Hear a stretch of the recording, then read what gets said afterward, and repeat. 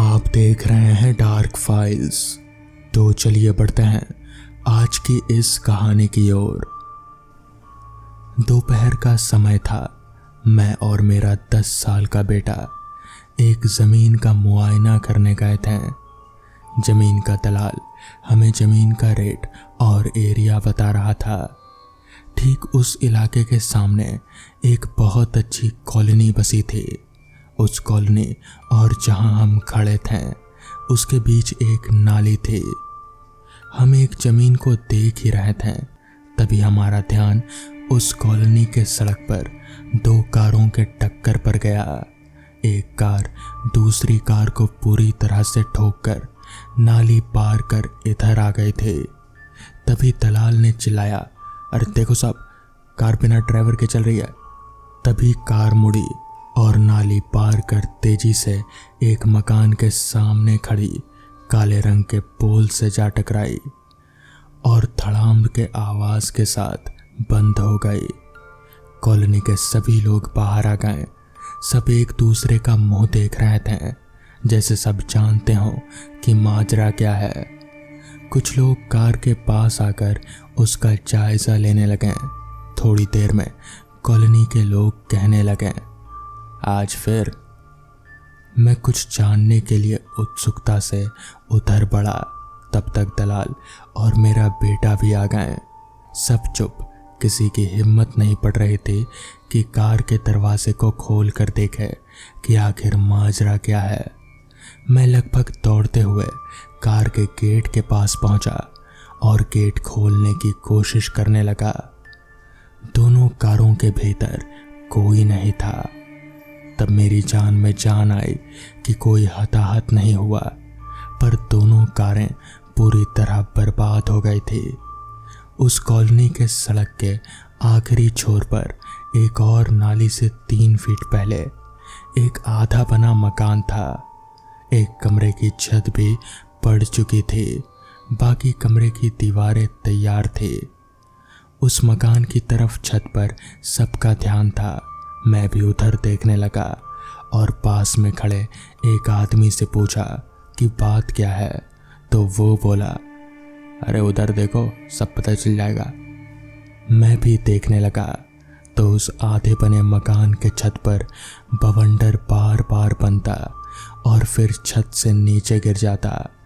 मैं हैरान था कि ये दिन दहाड़े हो क्या रहा है। तभी उस आदमी ने बताया कि अक्सर ऐसा होता है, ये कॉलोनी भूतिया हो चुकी है। तभी थोड़ी दूरी पर खड़े एक 23-24 साल के लड़के पर कोई हमला कर दिया। वो जैसे एक थप्पड़ में जमी दोज हो गया।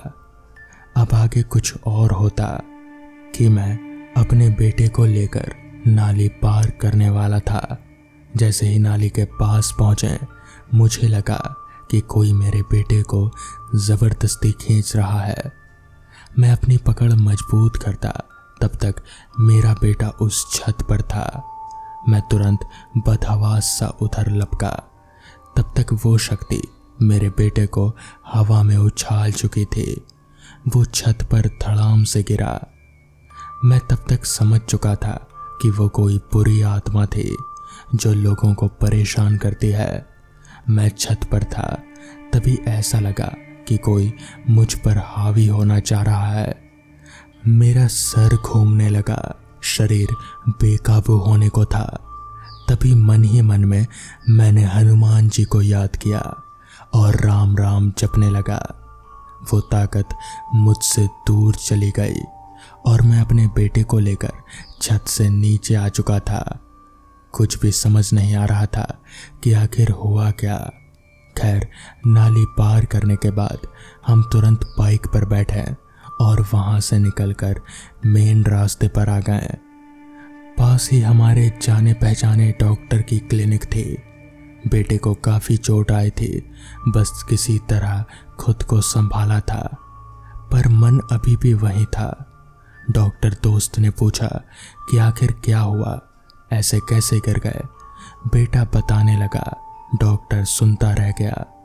मलहम पट्टी के बाद कुछ नाराज़गी से कहा कि मौका मिले तो फिर चले आना।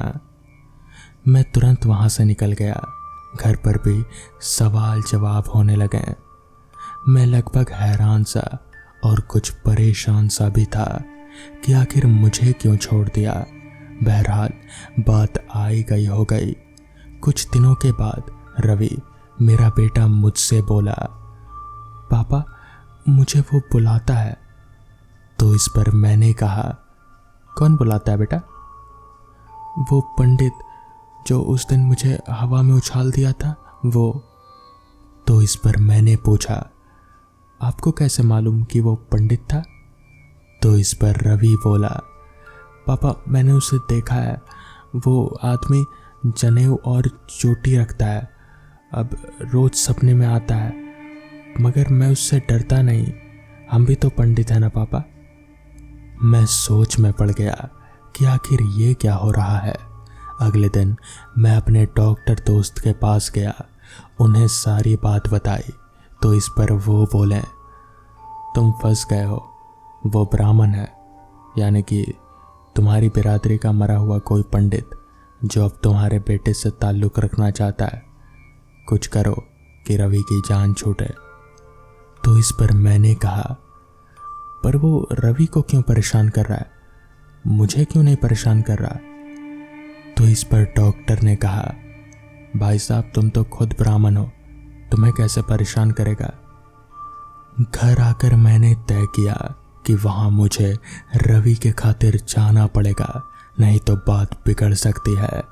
अगले दिन मैं हनुमान मंदिर के पुजारी जी से बात करी और उनसे रवि को देखने के लिए कहा। पुजारी जी हनुमान जी के पैर का सिंदूर और एक माली धागा रवि को बांध दिए, जिसे उसे माथे पर लगाना था और वो मौली उसे दाहिने हाथ में बांधना था। इसके बाद रवि को कोई समस्या नहीं आई। मैं मकान की तलाश में था जहां कोई अपना आशियाना बना सकूं। तभी डॉक्टर साहब का फ़ोन आया कि शाम को मिलो। तय समय के मुताबिक मैं उनके क्लिनिक पर पहुंचा। वो मुझे देखकर मुस्कुराने लगे। मैंने पूछा कि आखिर क्या हुआ, कैसे याद किया। तो इस पर वो बोले, सरोजनी नगर के लोग अपना मकान बेच रहे हैं।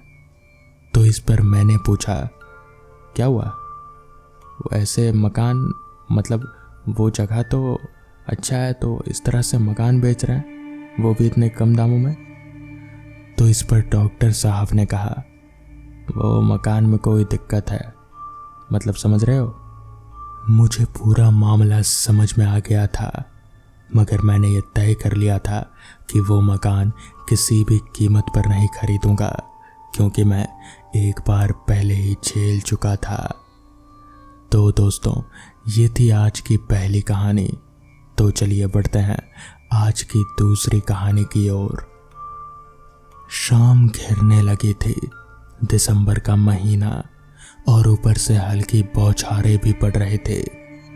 सड़क पर दूर दूर तक कोई नजर नहीं आ रहा था और नीला उस सुनसान रास्ते पर बहुत सावधानी से गाड़ी चला रहे थे। सड़क पर धुंध की वजह से ज्यादा दूर तक देखना मुमकिन नहीं था। बाईं ओर के मोड़ को पार करके वो सीधी सड़क पर पहुंच गई थी। अभी भी यहां से उसका ठिकाना लगभग 40 किलोमीटर दूर था।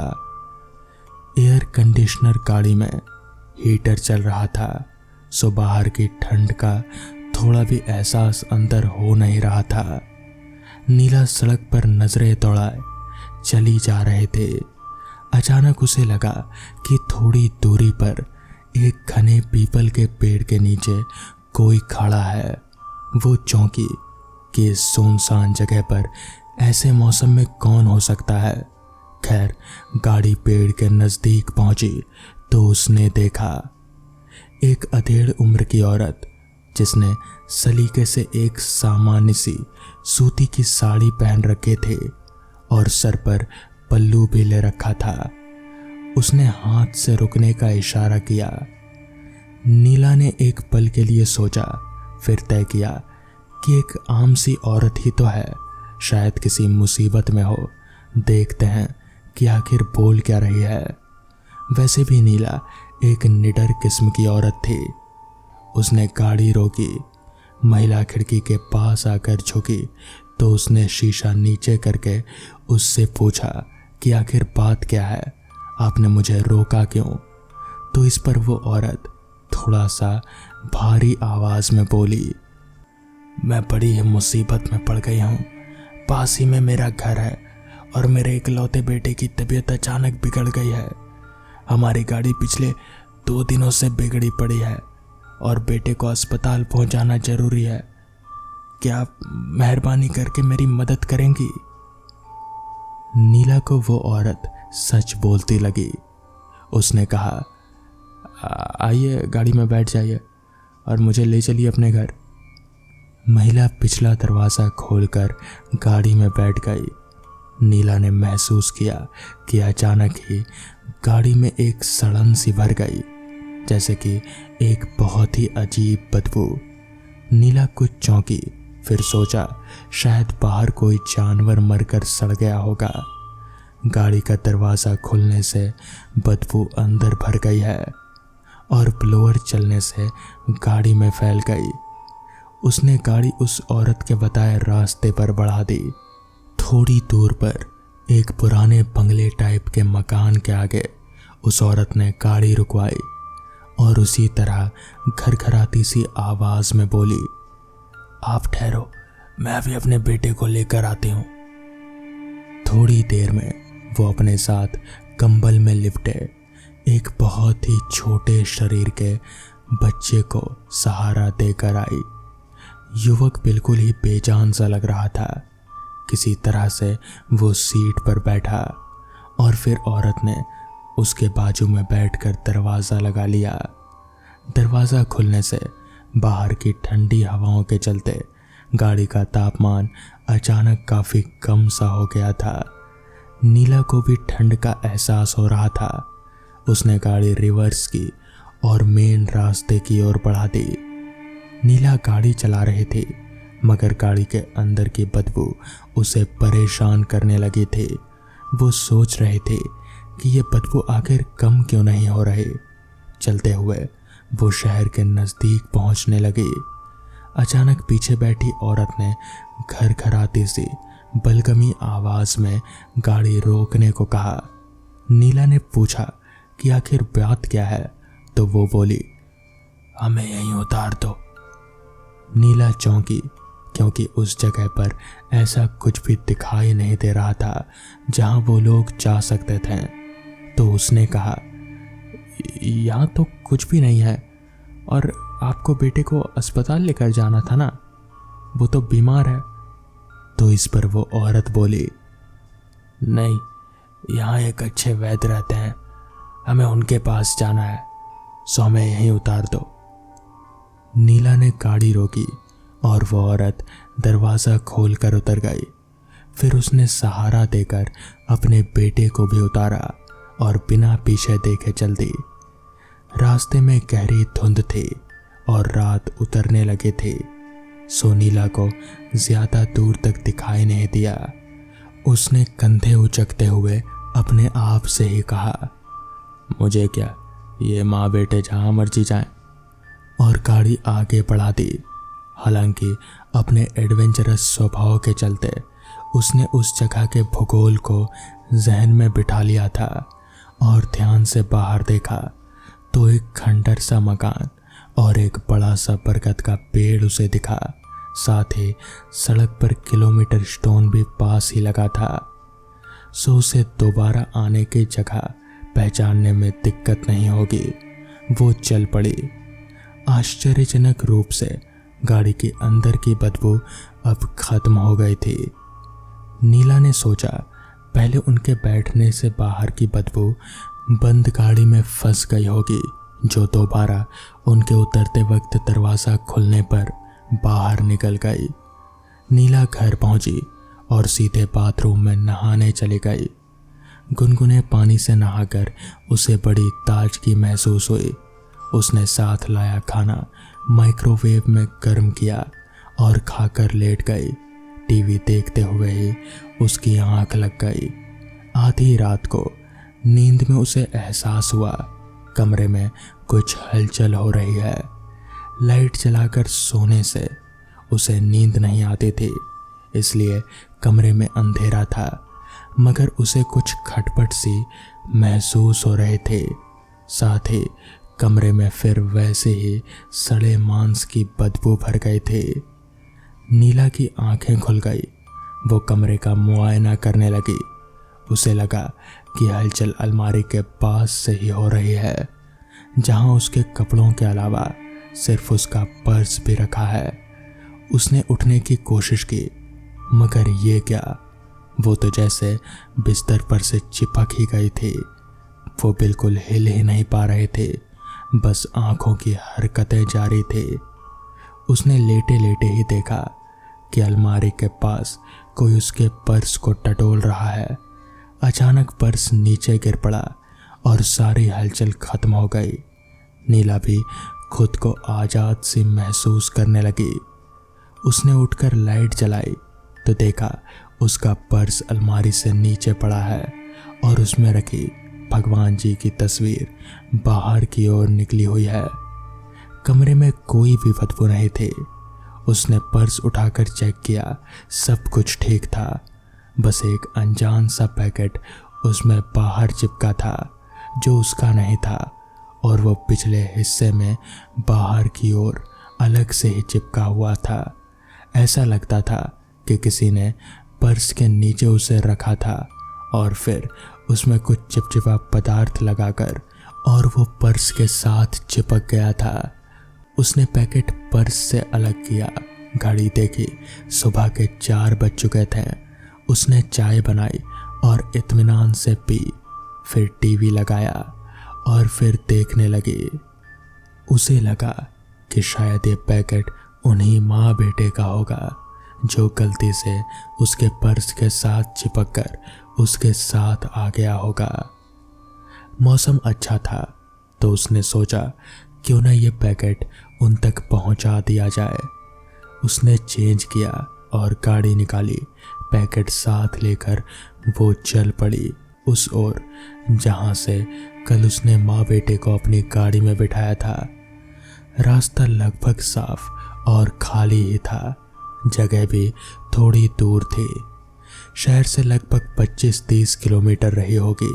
वो लगभग 1 घंटे में वहां पहुंच गई। उसने वो मोड़ पहचाना और वो सड़क भी, जहां से मुड़कर उस औरत ने गाड़ी में बेटे को बिठाया था, और गाड़ी उस ओर मोड़ दी। मुड़कर थोड़ा चलते ही उसे एक बूढ़ा आदमी सड़क पर आता दिखाई दिया, जिसने गाड़ी उस ओर आते देखकर हाथ देखकर गाड़ी रोकी। नीला ने गाड़ी उसके पास रोक दी और खिड़की से सिर निकालकर पूछा, क्या बात है? उस बूढ़े ने उल्टा उससे ही पूछा, आप इधर कहाँ जा रही हैं? तो इस पर नीला बोली, थोड़ा आगे वो जो पुरानी सी हवेली दिख रही है उसमें। बूढ़ा पूरी तरह से चौंक गया। उसने एक बार नीला को गहरी नज़र से देखा और फिर बोला, आप उस जगह को कैसे जानती हैं? नीला ने रात की सारी कहानी बताई। सुनकर बूढ़े ने एक गहरी सांस लेकर कहा, क्या आप एक लाल रंग का पैकेट उन्हें वापस करने जा रही हैं? वो अब चौंकने की बारी नीला की थी। उसने हड़बड़ा कर पूछा, आपको कैसे पता? बूढ़ा एक लंबी सांस लेकर बोला, बेटी मैं सब जानता हूँ, क्योंकि वो हवेली ही मेरी है। दरअसल आज से बहुत साल पहले वो माँ बेटा इस घर में रहने आए थे। उसके बेटे की तबीयत हमेशा खराब रहती थी, मगर एक रात उसका बेटा इसी घर में मारा गया। कहते हैं कि वो मदद मांगने के लिए रास्ते पर गए थे डॉक्टर को लाने के लिए, मगर किसी ने उसकी मदद ही नहीं की और फिर उसका बेटा इसी तरह से मारा गया। लिफाफा खोलो, देखो उसमें कुछ लिखा हुआ होगा। नीला ने लिफाफा खोला तो उसमें लिखा था, शुक्रिया मदद करने के लिए।